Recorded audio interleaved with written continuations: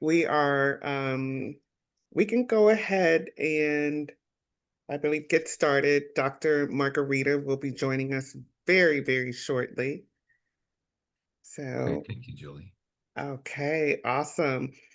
So we just want to say thank you all for staying on. And we are transitioning into our second session. And our second session, we're taking charge of our quality of life. Um, awesome, awesome. So, Dr. Kahana, could you introduce yourself and tell us a little bit about you? Very good. Well, thank you, Julie. I would like to thank all of you for inviting me to participate in this important event. I'm an oculoplastic and orbital surgeon based in Michigan, in Ann Arbor, Michigan. I spent most of my career as a professor at the University of Michigan, where I had NIH-funded research studying orbital inflammation and thyroid eye disease, as well as tissue regeneration and stem cells. And then I left in 2020, and now I run my own practice affiliated with the Beaumont University School of Medicine, Corewell Health, and Trinity. And I have a practice that's really focused on orbit and thyroid eye disease, as well as the cosmetic complications from that. I do a lot of research still related to thyroid eye disease, and I'm honored to be part of this panel. Well, thank you. We are so glad to have you. And for those of you that were not with us in the earlier hour, my name is Julie Owens, and I am a TED patient, and I'm also a board certified patient advocate. So we are so happy to get started and to have this conversation. So, Dr. Kahana, the first question that I would like to ask you is how does an anti-inflammatory diet benefit TED patients, and what foods, if there are any specific foods that could be most supportive for us as TED patients? Great question, Julie. Thank you. I'd like to start by saying that I am not a medical nutritionist, and there is such a field as medical nutrition. Actually, one of my brothers is a board certified medical nutritionist and gastroenterologist, so I learned a lot from him. But everyone needs to remember that inflammation drives stress, Mm, drives oxidative stress and cellular stress, mitochondrial stress. This in return activates the cortisol pathway, which then feeds into that stress. And when you have an inflammatory environment, it is a very stressful environment for the cells, for the tissues, and from the organs. From a very reductionist point of view, if you start with DNA and what the stress does to DNA, breaking it up, damaging it, requiring the cell to continuously either repair it or die.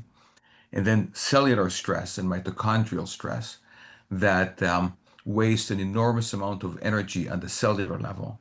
And then the tissue and the organ level, what you end up with is dysfunction of tissue and organs.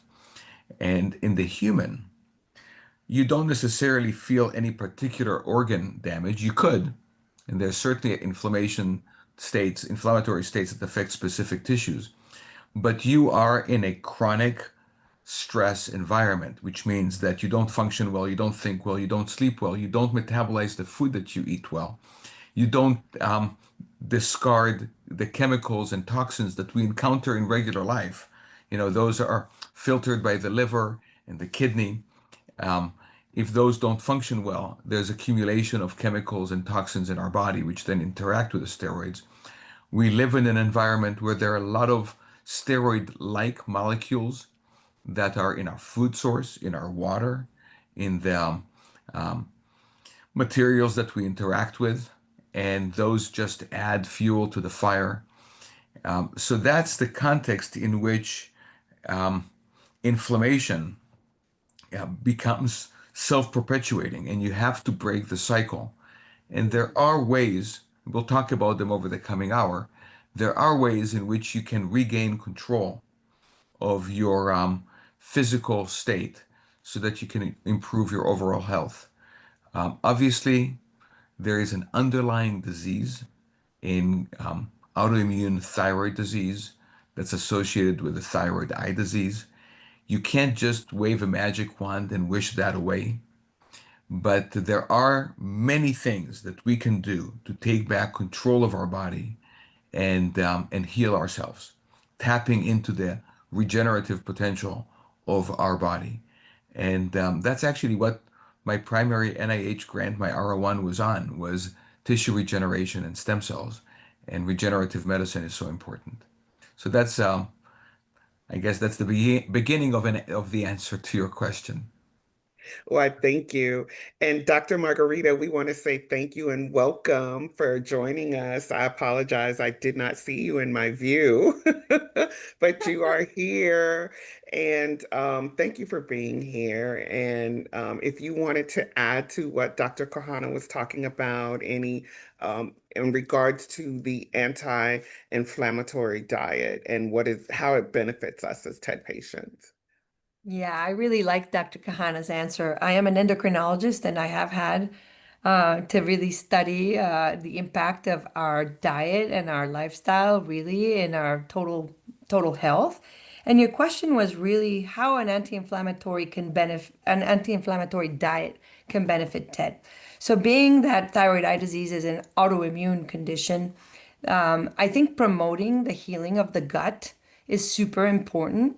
And there's a lot of information coming out now relative to inflammatory diets and how it disrupts the barrier in the way we absorb foods. And so, in addition to what Dr. Kahana said, which was, brilliant, I think that managing an anti-inflammatory diet or not adding fire to the problem by consuming inflammatory foods would actually make a benefit. And so, really, what is an anti-inflammatory diet? I think the bigger one is really promoting vegetables and fruits, whole grains, and trying to cut back on gluten, and realizing that the omega-3 and the fish oil and those healthy oils are super important.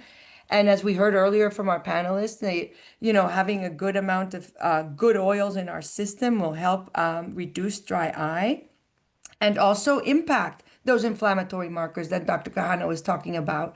And then lastly, the use of selenium is important in thyroid eye disease. And so in one end, it's maintaining an anti-inflammatory diet and staying away from saturated fat and very processed foods, going kind of more to the level of a diet that would be rich in these vegetables and rich in omega and good oils would be very beneficial when it comes to TED.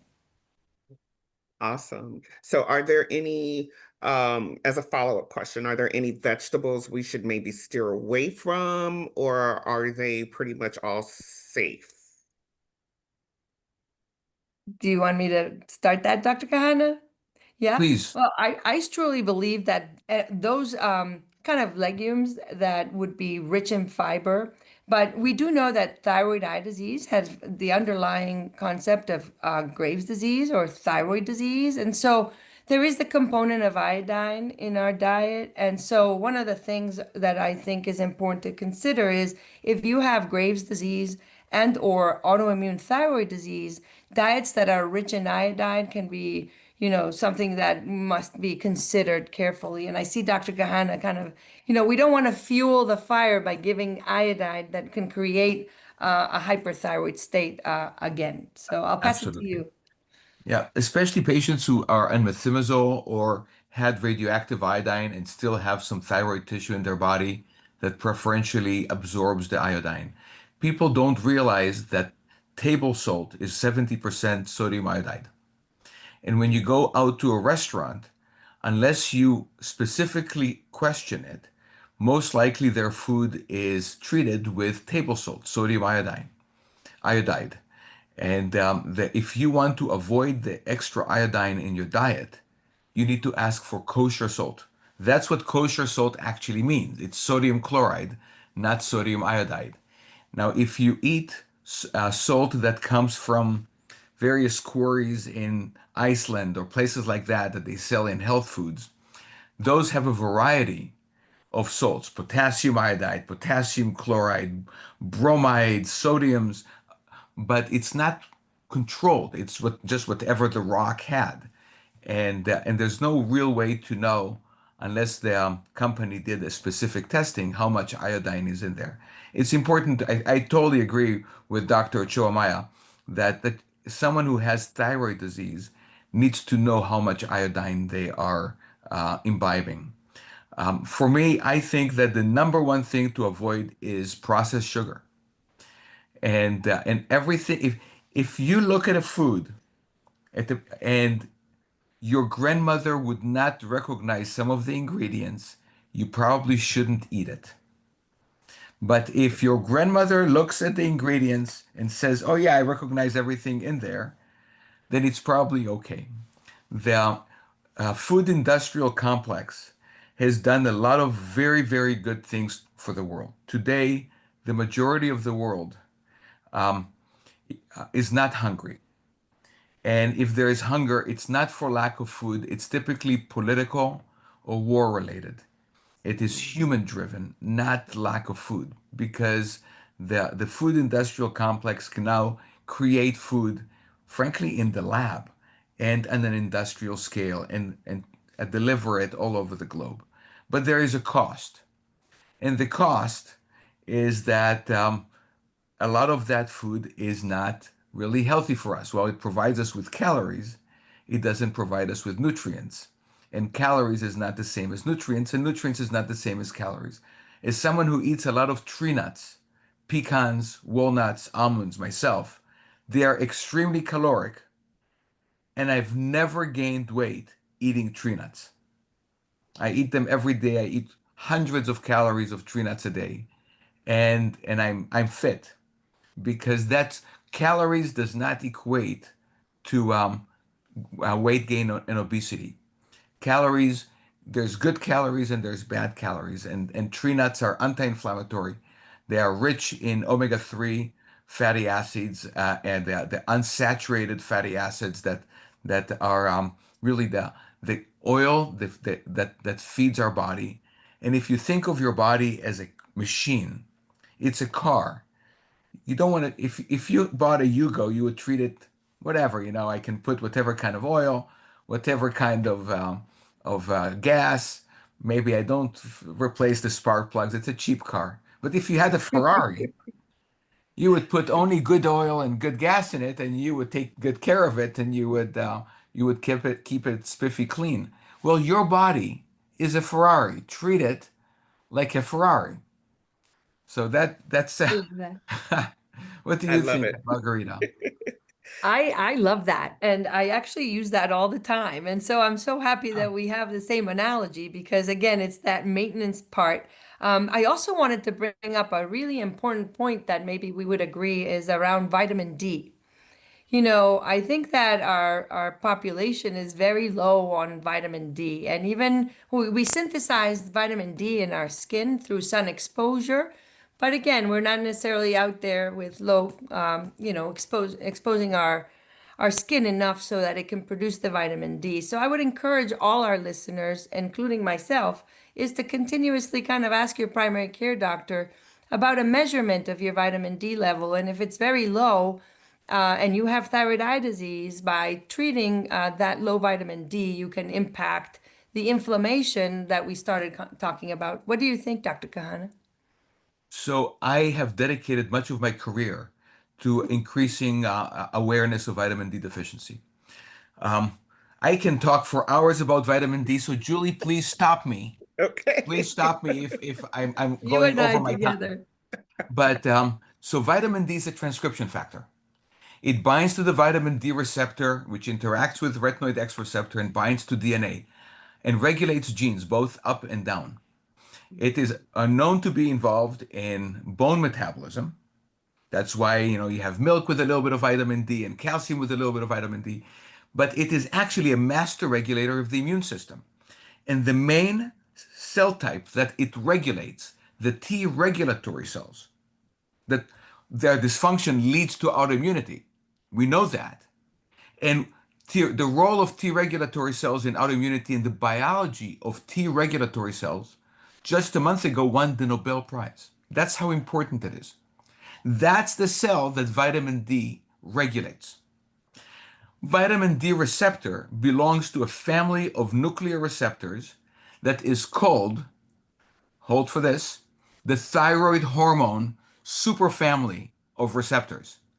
It is actually related to thyroid hormone, competes with thyroid hormone receptor for heterodimer binding to retinoid X receptor. And get this, the binding site on DNA for vitamin D and for thyroid hormone receptors is different by one nucleotide. One nucleic acid difference. So as my friend Terry Smith would say, their binding to DNA is promiscuous. And we use that term in a biological sense, meaning that they regulate each other and they regulate each other's genes and they crosstalk. So vitamin D, let's recap, is a master regulator of the immune system, a master regulator of the cell type that is so important in preventing autoimmunity, and actually interacts directly with thyroid hormone receptor and with the pathways that thyroid hormone regulates. So for all these reasons, vitamin D is essential. Now, one more thing. How do we know how important vitamin D is? So I'm going to get into, I'm going to tread into the biology of race and ethnicity, which I think is really important for people to understand. Race is not a biological phenomenon. It is a social construct. If you take two men from Central Western Africa who come from different tribes, their genetics are more similar to me, a Middle Eastern man, than they are to each other. Because the home of Homo sapiens, the origin of our species, is Central Western Africa, which is where you have the greatest genetic diversity. Okay, so that's where we all come from. That's where you have the greatest genetic diversity. And let me tell you, in Central Western Africa, there's no problem with sun. There's no problem with vitamin D. By the way, that's the only way that you can naturally get vitamin D is from the sun. And as humans migrated over the course of hundreds of thousands of years, moving east first, and then north, east and then north, as humans moved to areas with less and less sunshine, they could not produce vitamin D. And nature killed them off, except those who accumulated mutations. I'm a PhD evolutionary developmental biologist. I'm a molecular geneticist by training. Nature killed them off as they moved north unless they accumulated mutations in the vitamin D process, absorption process. Number one, pigmentation. So someone who's very dark-skinned and someone who's very light-skinned have the same number of melanocytes, same number of melanin-containing cells, except that someone who is very light-skinned doesn't have melanin. They have mutations in the melanin-producing biochemical pathways. So that's how they survive. That's how important vitamin D is. Humans lost melanin as we moved north. Fast forward 100,000 years, we now live in a global world.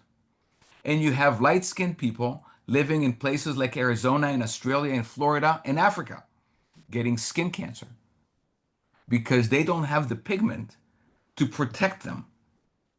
And you have dark-skinned people living in the northern United States where there's no sun. Not only that, they lead an indoor lifestyle. They work in an office as a lawyer, as a teacher, whatever it is. They get no sun, and the result is they have vitamin D deficiency. That's the first thing I check with all my thyroid eye disease patients is their vitamin D level. And I have patients with single-digit vitamin D levels, 6, 7, 8. They really improve in every aspect of their life if you can get their vitamin D level above 50. We actually did a study and we showed, looking at a large database of patients, that once you get to a vitamin D level of above 45 nanograms per deciliter, your likelihood of developing thyroid eye disease goes down. Now, normal is all the way up to 100. I try to keep my vitamin D level personally at around 70, 80, 90, between 70 and 90. So high normal. And that seems to be protective. So this is now a long evolutionary biological question answer to this question, Margarita. But Dr. Ochoa, what Oh, I why just love don't it. you pick it I up from think here? you and 'Cause, I would, I've we could talk all night long. This is amazing. And why I bring this up is because, truly I find the same that in my practice, those patients that have had low vitamin D, and particularly those that have them in the single digits, knowing that the value usually is between 30 and 100, there's just a lot of variation. So again, one of the things I would love to share with our patients today is know your numbers. And in this case, vitamin D is a big one to know in terms of one, getting a lab test, and two, making sure that, like you said, I love it above 50. And then again, what I aim for is around 70, but I have never, ever, ever seen anyone on their own have a value of 70. So although those normal ranges are, between 30 and 100, the majority are really in the 20s and even sometimes those single digits. And very interestingly, and again, correlated by science and literature, is those that have low vitamin D levels end up having a lot of autoimmune processes. And again, some issues in the way they absorb their food and whatnot. So I'm so happy we're both in alignment in this topic. I agree. Thank you, and thank you for bringing it up. Um, we are getting questions in the chat Oh, about. good. Are you monitoring? I'm not seeing the chat. I'm looking at it, and so how do you take? What happens when you have a thyroidectomy? Do you need to do anything differently? And my perspective is no. You want to Hmm. eat an anti-inflammatory diet anyway, or not a pro-inflammatory diet, but you have to make sure that you take a thyroid hormone supplement. and and they come in a couple of different varieties, and there are nuances to this. Dr. Ochoa Maya is an expert in this, so I'm going to be speaking out of turn. The most important thing for me to tell patients is that one, you need to take it on an empty stomach because that's the only way to ensure that the absorption is consistent. If you have it in the stomach with food, that can interfere with your absorption. When you get blood tests, you have to make sure that you don't take biotin for a week before because that can be in your multivitamin. Biotin is very good for you, but can be in your multivitamin, and that will throw off the lab, so you don't actually have a correct reading of your thyroid levels. Now, here's what's really important. We all forget stuff. Even if you have, and I recommend to everybody that they have a weekly planner for their pills so that if they forget, they know. But if you forget your blood pressure medicine, you just skip it, and the next dose, you just take that dose. If you forget an antibiotic when you have an infection, you just skip that dose and you get back on it with the next with on the schedule. That's true for just about every medication, but not thyroid hormone. If you miss it on a Tuesday morning because you had a crazy morning, you woke up late, you were rushing to work, whatever it might be, and you forgot, and you realize at noon, oh my gosh, I forgot to take my thyroid hormone. Don't despair. Wednesday morning, take a double dose on an empty stomach and you'll be fine.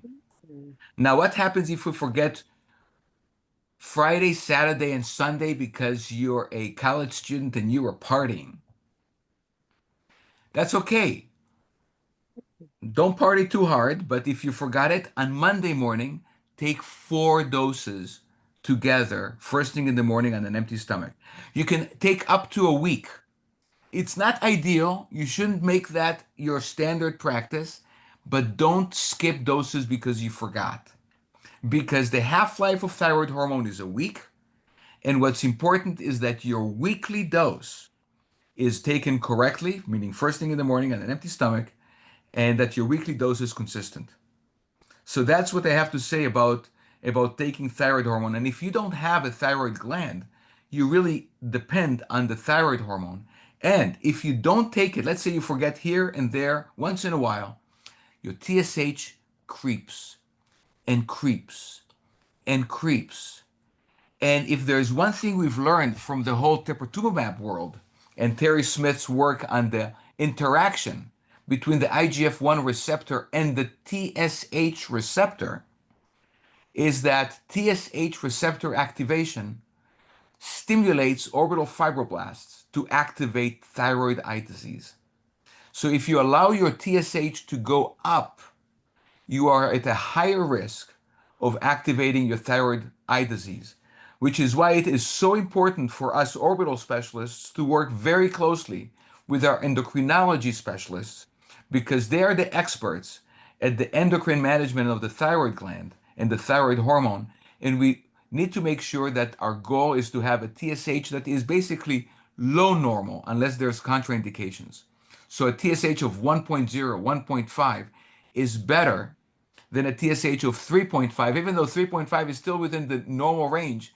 But for a patient with thyroid eye disease, that's probably not ideal. And you certainly don't want it to go up to 7, 10, 20. I've seen terrible things happen when the TSH goes up, particularly after a thyroidectomy. The patient gets discharged in a small dose of levothyroxine. They don't have a follow-up for a couple of months. And by the time they have their follow-up, their TSH is 30 and their eye disease is terrible. So those are, now we're getting into the medical stuff. This is not quite the point of this particular panel, but it's still taking charge of your health. This is all about understanding the biology of what's going on with you so that you can be a partner with your endocrinologist, making sure that your endocrine function is normal so that your eye disease does not progress, because we can address your endocrine dysfunction. But once your orbital tissues become scarred, they become fibrosed, you can't put that genie back in the bottle. So we want to prevent as much as possible the tissue damage that occurs in the orbit as a result of this devastating autoimmune condition. So thank you, Dr. Kahana and Dr. Margarita, so much. Can I add one thing? Of course.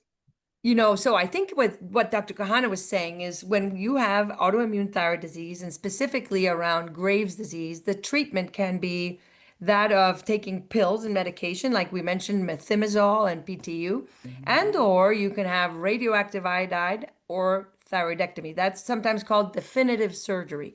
And so with both thyroidectomy and radioactive iodide, the patient can get rendered hypothyroidism. So they will still have the immune component that is driving the thyroid eye disease, but they're now hypothyroid. And so again, I agree 100% with everything that Dr. Kahana said relative to maintaining, your thyroid medication. And either way, like if it's from the methimazole, maintaining euthyroidism, or the medical term of a normal thyroid function with the medications and or the treatments. Now, we also saw a question on the chat about even radioactive iodide, because radioactive iodide can worsen, through that. So it's iodide that's been tagged with radioactivity that will destroy the thyroid gland without having to have thyroid surgery or removal. But when that destruction happens, there's a lot of immune triggering that can worsen the thyroid eye disease. So in addition to what Dr. Kahana said, which is really trying to be consistent with your medication, definitely one of the most important things about thyroid medication is that it's kind of a loner. It should be on its own, first thing in the morning, on an empty stomach with an acid stomach environment, and maintaining that. And I agree 100% on, if you skip, then you can actually take 2 up to a week. But then lastly, maintaining, that euthyroid is super important for thyroid eye disease. And one last thing I wanted to add is, if you have had a thyroidectomy, you can actually have a situation in which your other glands that are behind the thyroid, called parathyroid glands, can get affected. And so again, if you're that person, there's always more discussions to be had around that. But, definitive treatment for thyroid disease, Graves' disease, is not that common, but some people do need it. So it's important to consider that you could have hypothyroidism and still get thyroid eye disease. So I just wanted to add those 2 cents there. Thank you. Thank you so much. And so for our participants, please feel free to add your questions to the Q&A. We are going to dedicate the last 15 minutes of the session where we're going to dive a little bit deeper into those questions that are in the Q&A. But just a little bit along the lines of talking about inflammation, uh, what role does the quality of sleep play in managing inflammation and eye health? And then the second part of that is exercise. Can exercise help reduce TED symptoms or can it improve it? Would you So, like me to start, Dr. Kahana? please, yes, Margarita. Thank you. So again, I'll be brief because again, this is exciting topics for both of us. So I know this makes me smile because it's so important to sleep. And it's one of the things that has become a modern age commodity, right? And some people actually are not sleeping as much as they need to be. But the sleep is important because it's when we reset our adrenal glands and the circadian rhythm, or what we call the day and night cycle. And so that affects cortisol. And again, inflammation becomes much more high and things kind of really fire up when we're not sleeping. Another thing is that it really impacts the eyes. And again, although I'm not an eye specialist, I do know significantly that when you don't sleep, the first thing that we'll probably be noticing is your eyes. And so it's very important to maintain sleep for stress, for resetting of your biological clock, for the adrenal glands and the endocrine glands and the gut to rest. But more importantly, with thyroid eye disease, I think the lack of sleep also impacts and worsens thyroid eye disease. I'll pass it to you. Well, I certainly agree. And unfortunately, I have to admit that I don't sleep enough. We all. But I used to sleep more when I was younger. I think part of getting older is my body does not function as well. And your ability to sleep is a measure of how healthy you are. If you're someone and how healthy your mindset is. If you are depressed, if you ruminate, if you're stressed, if you're ill, think of when you have a virus. You're so tired and yet you can't sleep. And when you're able to finally sleep, when you wake up, your virus is on its way out because your body was able to fight it. Um, but I'd like to tackle the topic of exercise because I'm an avid fitness guy. I exercise religiously every day. Every morning I wake up at 5 and I exercise. And then I do Pilates at night. Tonight, for example, I would have done Pilates had I not been here. That's my one of my Pilates evenings. And I play sports regularly. And what it does is two things. One is it rebalances your body's physiology. We are an active species. We are not designed by nature, going back to evolution, to be sitting in front of a computer at a desk or eating from a plate food that's been processed to us by a company. We are designed to hunt our food, which is uncommon, right? Hunting parties were uncommon. Mostly we gather our food, we grow our food, and we were designed to be on our feet, walking and active essentially all day long. The closer that you can get to how nature designed us in terms of activity and in terms of our diet, the closer that you will get to rebalancing our body. The other part is our mind. The data is absolute that regular exercise improves cognitive function. There is no doubt that regular exercise, this is in randomized, masked studies where people are assessed for their cognitive function if they engaged in regular exercise. And I'm not talking about running marathons. I'm talking about being on a treadmill for 15, 20 minutes walking. You don't even, it doesn't, we're not talking cardiovascular, right? Cardiovascular health requires you to get your heart rate pumping beyond a certain level. But if you like to watch TV, get on a treadmill or an elliptical and watch TV while you're walking. If you like to chit chat with your grandma or your friends or whatever, put on your AirPods and go for a walk. So you're talking while you're walking. And you wouldn't even know that you're exercising, but you are. And I'm not talking pumping iron, Mr. Universe stuff here. Just staying active and that helps your mind and your body, and it reduces cortisol levels that Dr. Ochoa Maya brought up earlier. It actually reduces your stress hormones, actively reduces your stress hormones, and because it activates your mitochondria, it actually gets rid of free radicals. So your oxidative stress is reduced by engaging all these mitochondria in your exercise.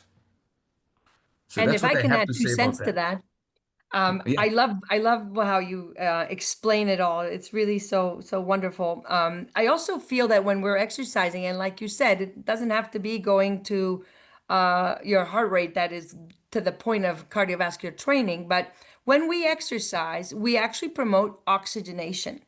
And the backdoor approach to that is low oxygen really is not good for the thyroid eye disease. So hypoxia really will worsen kind of the fibroblast growing and all that swelling and inflammation that comes with thyroid eye disease. There are some factors that, are affected by low oxygen and that when we're breathing. And so I would say, okay, maybe if you didn't get to go exercise and, like Dr. Kahana, right? We can still do some breathing activities, right? Do those exercises to really expand your chest and promote the exchange of oxygen and do that, go outside, take deep breaths. And that's why even walking, it might not be, you might not think that you're sweating, horribly, but being outside and increasing your oxygen content would be ideal for helping thyroid eye disease. I totally agree. And you brought up such an important issue, which is oxygen levels and hypoxia. So, together with Terry Smith and another colleague, Tae-Hwa Chun, we actually took orbital tissue from patients. When I do surgery, I remove orbital tissue, and we studied it in the lab. And what we found is that hypoxia is low oxygen level. In response to hypoxia, you get hypoxia inducible factor 2 alpha, which is a regulatory protein, and that activates the scarring cascade. It leads not only to collagen deposition, Right. but also to the expression of cross-linking molecules that bind to the collagen and cross-link it and turn into scar. And that is driven directly by hypoxia, by the way, not just in the orbit, also in your arteries. Also, and by the way, one of the most pro-inflammatory tissues in your body is fat. So unhealthy white fat, not brown fat, but unhealthy white fat is a very big, important organ that drives inflammation and regulates induces the same genes that are involved in hypoxia. So when you are smoking, you're causing hypoxia. If you are sedentary, you are not breathing fully because you're not using all your lung capacity. You end up with something called a little bit of alexithys. So there are parts of your lungs that don't inflate. You get less tidal volumes and you are hypoxic. You become slightly hypoxic. And when we talk about slight, it could be 90%, 85%. It's terrible for you. You wouldn't necessarily know it. You just feel sluggish. You feel like you're not in your A game. Your brain is not working and you like it used to, and you just tell yourself, oh, I'm not 15, 20 years old anymore. Well, actually, it's not your age. It's your lifestyle. It's your hypoxia. It's your lack of exercise. It's eating refined sugars that are made in some factory instead of eating tree nuts that are brought to you unroasted and unsalted. I buy them, by the way, at Trader Joe's, and I don't have stock in Trader Joe's. It's a privately held company, but they have the best nuts. Yes, they Roasted, do. not salted, not they have the best. Yes, they And it's do. not expensive. It's not like Whole Foods where it's whole paycheck. You go to Trader Joe's and you can get healthy food cheap. Um, so whatever that's worth. Someone Julie, asked can me, I how say do you one more keep up? thing? What? Yeah. Can I say, oh, I was just thinking if I can say one more thing, because that really leads to the power or the incredible damage that smoking causes, right? And that's why smoking is actually highly associated with worsening TED. And so I think it kind of gives the story that we're kind of weaving down the That's right. path of, don't smoke, do your mindful breathing, exercise, and have good anti-inflammatory diets. Your body is a Ferrari. You would Yes. never treat a Ferrari the way we sometimes treat our bodies, right? By the way, when you have a craving for a potato chip or a Doritos or a cereal like Frosted Flakes or whatever, frosted is always refined sugar. Realize that there are chemists who work for these companies who are using it like a Las Vegas casino. They know what to put in that food to make you crave more. Okay, if they gave you the food and you ate a few pieces of Doritos and you filled up, they wouldn't be as profitable.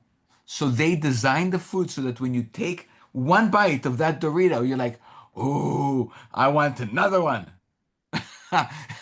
So the way to avoid that is to not have the first one. Find an alternative. The same thing with smoking. If you enjoy that inhalation, if you enjoy whatever it is, the hand to mouth interaction, if you do it socially and it's just something that you do with you when you're with your friends, find an alternative, find a substitute because your body can't take that kind of abuse and eventually it will give out. And by the way, maybe it's not thyroid eye disease. Maybe it's rheumatoid arthritis. Maybe it's cancer. Maybe it's pulmonary disease. Maybe it's cardiac disease. They're all connected. They are all connected. Now, it's not, I want to make sure that people understand that autoimmune disease is something that happens to you. Okay? It's not your fault that it happened to you. And sometimes most people who get it, they have some genetic predisposition. But once you get woken up to this and you're like, oh my gosh, I am not a healthy 20-year-old anymore. Now I have this condition. You have an opportunity to pivot and go to your doctor and say, what can I do to turn my life so that I improve the overall health of my body so that they can treat it like like the castle that it is, like the Ferrari that it is. And actually, your doctors are trained in helping you with that. There's a limit to what we can do here in a panel in an hour, but someone like Ochoa Maya also works with people who have obesity issues and diabetic issues and insulin resistance and a variety of hormonal problems that can lead to a variety of conditions in the body that all interact. Someone asked about perimenopause. Can that be associated with autoimmune issues? Oh. Yes, absolutely. Margarita, do you So want to talk before we about get into that, perimenopause? Okay, well, what I'll do is before like we I get know we into just love that, it, but I'll let yeah, Julie, let us yeah, know. before we get into that, because we're coming a little close to where we're going to have to cut off, and we want to definitely get to those questions in the Q&A. But there's two questions I do want us to address, and one of the questions is, um, are there any specific lifestyle adjustments that can help improve recovery time after a TED patient has had treatment or surgery? If either of you just have just a few specific lifestyle adjustments that you can share, and then I'll go to the last question after that. Would you like me to start? Yeah. Please. You're the So I lifestyle, you're really an believe endocrinologist, so you're the expert. You really are the expert. we are together on this one. Always the strength of the wolf is in the pack and adding all these diverse perspectives. But what is beautiful is we all come up to the same answers. I think the most important part and what I like the most about what you said is about that empathy. That empathy that we have to start having with ourselves and that also, invoke and have with your doctor. But when we think of actionable items, it's just being kind of like mindful and realizing that like yes you have that opportunity to have an impact on your own personal health and creating some actionable you know plans. And so the first thing is if you've come from a time that you actually by circumstance you have been having McDonald's 2 or 3 times a week and that you're not sleeping very well and that you indulge a little bit in smoking and or drinking or whatever, the first thing I believe is awareness, right? We first like, wait a second. And without shame, it's more sitting within yourself and saying, okay, there are certain things that I can, as a patient, do to make things better for myself. And that might include in all medical conditions, sometimes less drug, less severe of the problem and of the symptom, and then ultimately less severe of the complications. It's almost like we've been doing the analogy of the car. If you're on 95 South, if you don't take an exit, you will end up in Florida, right? And so it's a matter of That's stopping, right? It's about stopping for a moment and realizing, okay, small, because then when you get a lot, I've done that, when I was younger, I give my patients a laundry list of activities, all of a sudden they had to be a saint overnight. And that's really not actionable. And then what ends up happening is we burn out and then we crash and then we say, forget it. And then go down the path of the chip or the McDonald's or whatever it is. But more importantly is just first an awareness. Second, creating small, little impactful changes that would impact your well-being. And then sometimes with now that we have digital technologies, doing some journaling, doing some diaries, being able to say, celebrate your wins and then keep growing and making it better rather than thinking, I remember one patient once said, if I can't run a marathon, why should I run? And so the ultimate question is, marathon runners didn't wake up one day and ran marathons. They trained, they got better. So to me, it's actually starting with that compassion, yet discipline with a North Star of being better every day. So I'll pass it to you, Dr. Kahana. Uh, that's so well said, Margarita. So well said. Um, One of the questions that we were asked in the on the chat is how do you keep up with a good lifestyle? Let's say that you've made the change, but every day is a challenge, right? And you might slip and eat a Dorito or two, or 10, It's or real. We're have a human. hamburger.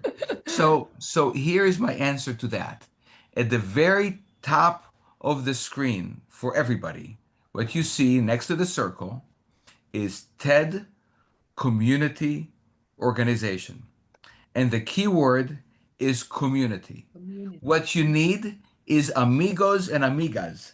You need your See? friends, and your pals, and whether you do it in person or virtual, this is one of the powers. I have colleagues now all over the world that we interact with regularly, like this. I mean, look at what we're doing today virtually, and there are all these apps where you can exercise with groups of people who are all over the world.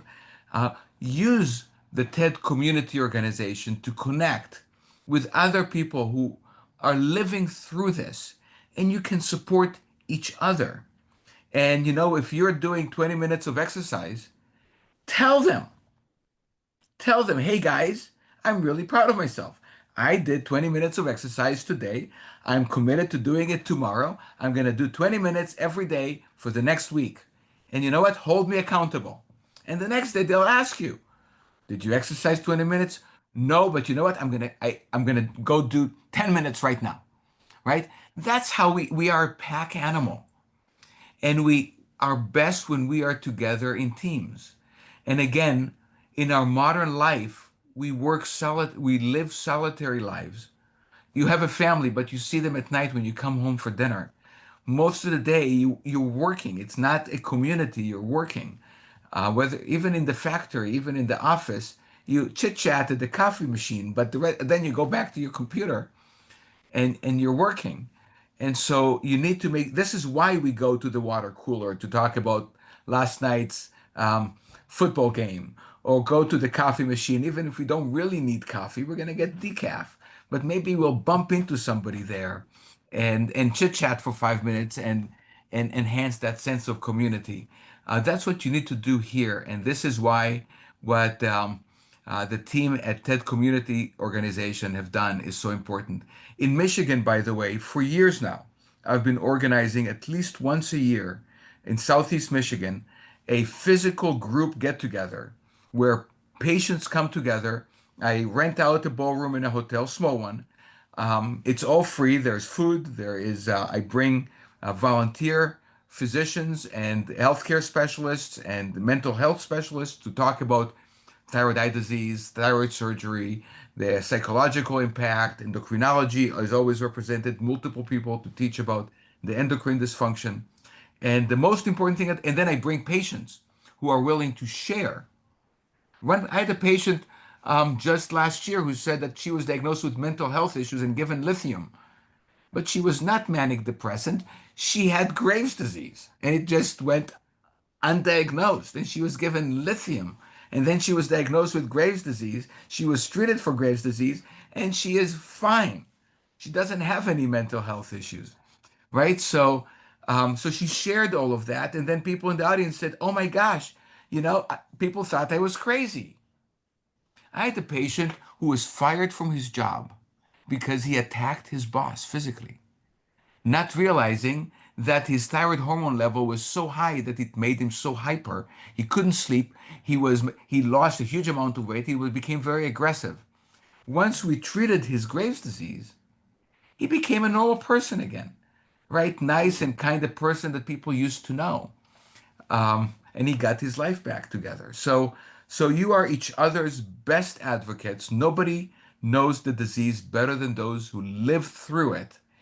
And I encourage everyone to really use this organization to connect with one another. And you look at Julie. She's such a hero. Here she is, someone who suffered this disease, and rather than hiding in her cave, she's overcome it, right? She is doing much better, but now she comes and shares it and says, "Hey, you know what? I'm going to share with my community what I went through, and I'm going to participate in other people's solution." And I bet you that there was at least one person, if not more, who helped Julie with her path so that she could get better because we pay it forward, and she's paying it forward. Absolutely. Julie, tell us about how you got over your condition. Well, thank you, Dr. Kahana. A lot of work. I'm still a work in progress. I shared earlier, support groups. Support groups are key. And I'm glad you asked that question because that was the last question I was going to ask the both of you. But we definitely talked about some steps that a newly diagnosed patient could take to help support their well-being. And I think those newly diagnosed patients have a lot to take away from what was discussed today. I want to say thank you, Dr. Kahana. Thank you, Dr. Margarita. As always, you both have shared a lot of helpful tools and nuggets. What we're going to do now, we're going to transition into answering some of those Q&As. And then after we answer the Q&As, I do have a nice message to share with everyone. I have some news, but I would love for Dr. Pollard to tell us a little bit about herself, and then we're going to go right into answering some of those Q&As. Okay, thanks, Julie. And wow, what a session. I'm still kind of catching my breath here from all this information. So thanks, both Dr. Achomamaya and Kahana. Really, really valuable information. I think everyone online has been enjoying it too. The questions have been coming in fast and furious, and Dr. Kahana has answered a lot in the chat. So I have a few to follow up on. I encourage everybody to read the chat as well to get more information, because I know we won't have time to go through all of them. But one of the, I'm just going to start from sort of the most recent and maybe go through in reverse chronological order here. Caffeine. I know you answered it really quickly, Dr. Kahana, but could both of you maybe just address whether or not caffeine can affect thyroid eye disease? Margarita, do you want to Yes, start with I'll that? start there, and then of course I'm sure we're going to be in agreement. So caffeine, originally I am from Colombia. So I think I had coffee even before I was born. But caffeine is definitely a drug. It's a substance that can actually dehydrate you pretty significantly. And also recent studies have shown that a high intake of caffeine is associated with irregular heartbeats or very high kind of tone that drives the heart rate to be really high. And in a person that already has autoimmune thyroid disease and maybe specifically Graves' disease, their heart rate is already going to be pretty high. So I think that caffeine, although I love my one coffee a day, too much caffeine can drive dehydration, can drive you to be overstimulated, and in that regard, even foster like furthering of your dry eye, furthering of inflammation. And and ultimately dehydration. But there's a caffeine can be another chapter of a whole day's conversation. But I'll pass it to you, Dr. Kahana. Yeah, I think that I agree. Caffeine is a natural substance. When companies can manipulate the coffee beans when they roast coffee to enhance the amount of caffeine that's actually in your coffee cup. That's not good. Again, this is the same sort of thing that the food industrial complex does to get you addicted. Uh, a small amount of caffeine once a day is not a bad thing. Moderation is key, right? Somebody asked me about meat, beef. Should you eat beef because it's pro-inflammatory? Well, how did our ancestors eat? We mostly collected food that was underground. Um, in season, we picked food from the tree. And every once in a while, when the mammoths were crossing by, when they were transitioning from winter to summer, we organized a hunting party, killed a mammoth. The whole village enjoyed food until that ran out. And then there was no meat for the next few months or the next couple of months. And that's how we evolved. We evolved to be omnivores. So I am not an advocate for being strictly vegetarian, strictly protein. These are all fad diets. We evolved, and our evolution evolved us to be omnivores, but everything in balance. Don't, if you're, we said vegetables are good, but if you take a cucumber and you eat it, that's great. But what if you take bags and bags of cucumber and you eat them all day long? You'll really damage your your intestinal system. You'll do a big one on the microbiome in your gut because that's not how we evolved. And you'll create a lot of problems. So everything in moderation, and the same thing coffee. There is not a specific number I'm going to give you that's too much because the genetics of everybody is different.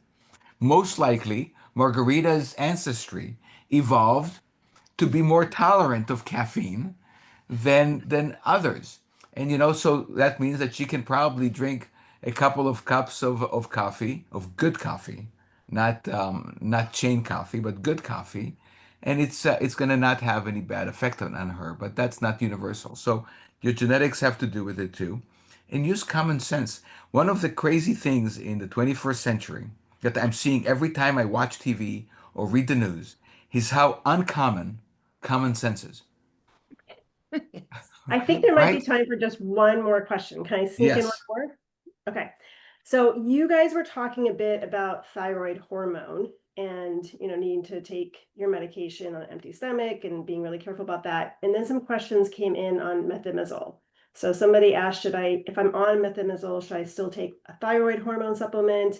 And someone asked about the concern of overdosing on methimazole in the treatment of Graves'. Can you comment maybe just on clarifying methimazole and thyroid hormone? Well, Margarita is the Okay. expert. Yeah. Yeah, I will definitely. So what's really important today is that each person is individualized and they should definitely follow what their doctor's prescribing. So you ask questions around like when you're thinking of methimazole and toxicity, or you also said methimazole and the use of combine that with thyroid hormone. So again, these might be unique individualized cases. And I strongly believe that rather than thinking, methimazole being a prescription drug, we just want to follow strictly according to what the prescription said.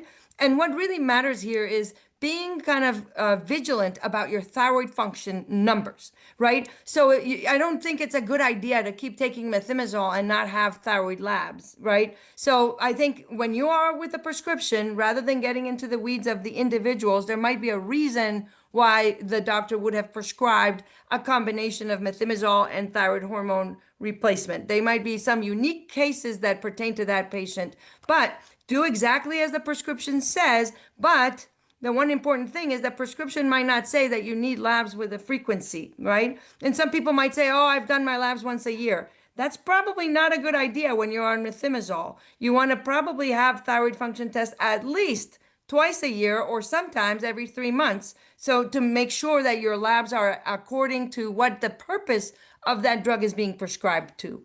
So I'll pass it to you, Dr. Kahana, but I really want to follow your prescription. And then when you have thyroid disease, Know your numbers. Don't just say, oh, I had my blood work done a year ago. It's like, what was your TSH value? Try to go in deeper into what is your T3, T4, or what does your panel look like? And I also encourage my patients to create a little graph or a little notebook where they can see the changes, because again, these labs can change and 2 points might make a big difference in how you feel. So it's important to know your numbers and take your medication as prescribed. Over to Yeah, you, Dr. Kahana. empower yourself, empower Yeah. yourself. Also, numbers are numbers, but listen to your body. What is right for my body is not necessarily right for your body. So if the number is good, but you feel bad, either you're hyper or you're sluggish, tell your doctor. And they may tweak some things, right? Because ultimately we treat a patient, not a number. Um, but I think that thyroid eye disease patients should have their labs drawn at least twice a year, probably three times a Minimum. year. Yes. Um, and that's because if you see a slight creep, let's say in TSH, over time, you may intervene before it begins to cause a flare-up. But you wouldn't catch it if you were just testing labs once a year. So I think that every 3 to 4 months you should get a basic lab panel. It will end up um, saving your body, saving money, um, and being it's I think it's very cost effective in patients with thyroid eye disease. The Yes. other part Prevention is is better realize than a cure. endocrinologists have a lot of tools. So there is levothyroxine and its various brand names and generics. There is T3 and its various preparations. Then there is methimazole and PTU, both inhibitors.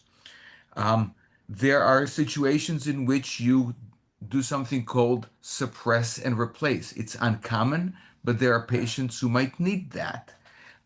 So, if you go on Google and you hear that someone is having something done, how come that's not what you're doing? Realize that everybody's biology is different. So, by all means, ask your doctor about that.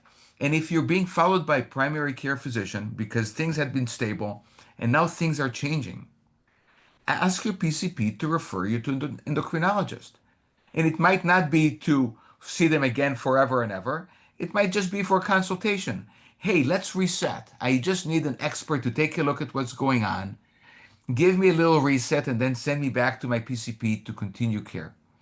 Endocrinologists are particularly adept at making the really sophisticated decisions that are required when things are happening, and they'll get you stable. And then, frankly, they don't need to see you on a regular basis as frequently, and they don't have time. They need to be taking care of the patients who are active. And that's when you go back to your PCP. But yeah, empower yourself. And I just want to take this moment to thank you, Dr. Ochoa Maya, because you're a hero to so many patients, and you take care of them. You're the expert who really understands how hormones affect the body and the physiology of the body. And I just focus on the eye issues, but you focus on the whole body. And the partnership with my endocrinology colleagues has been so critical to the success of my patient care. So I thank you from the appreciate bottom your of my kind heart. words, Dr. Kahana. Thank you so much. I truly believe it's the strength of the wolf is in the pack. And that goes again to the TED community, again to knowing that you're not alone. I think being isolated in this disease is not a good thing. Reaching out, connecting, asking questions, empowering yourself. And then ultimately, like Dr. Kahana said, you might need a team of doctors. And that might not be that every time you have to see them all at the same time. But as long as you're communicating, and then the one place that everything is centralized is you, the patient. So the more empowered, the more knowledgeable you are, the more you know about your vitamin D, you work on your food journals, you work on breathing, mindfulness, being strong and fighting this. We have, like Julie says, it's a continuous work in progress. We are all a work in progress, but at the same time, knowledge is power, and the strength of the wolf is in the pack. That's for Right. sure. And Julie, I All right, just want to let's say, Julie, one last thing, very important. Somebody asked a question about what happens with thyroid cancer, because some of what we're saying doesn't apply to that. If you have cancer, that's a whole different story. We can't touch all of the issues here, but realize that what we are telling you today doesn't really apply if you have thyroid cancer. which is the treatment there is to save your life. So you need to make sure that you realize that people are not created equal, the situations are not equal. Every person is different. We need to customize care, just like Dr. Ochoa Maya said. Thank Well, you. I think we're out of time, right, Julie? But We are, again, there's yes. 21 answered questions in the chat. So thank you very much for all of the answers, Good. and hopefully people have a chance to go through those on the chat. Thank you again. Thank you, Dr. Pollard, for moderating and facilitating those questions. Thank you, Dr. Margarita. Thank you, Dr. Kahana. We can't thank you enough. And to all of the viewers that are out there, we want to thank you. You are not alone. I would like to say, be on the lookout in 2026. TEDCO will be launching a pilot program about the quality of life. So all of the things that you heard us talking about, sleep hygiene, nutrition, exercise, mental health, stress management, more discussion on that is coming up, where we're going to have a pilot program that will be launched in 2026.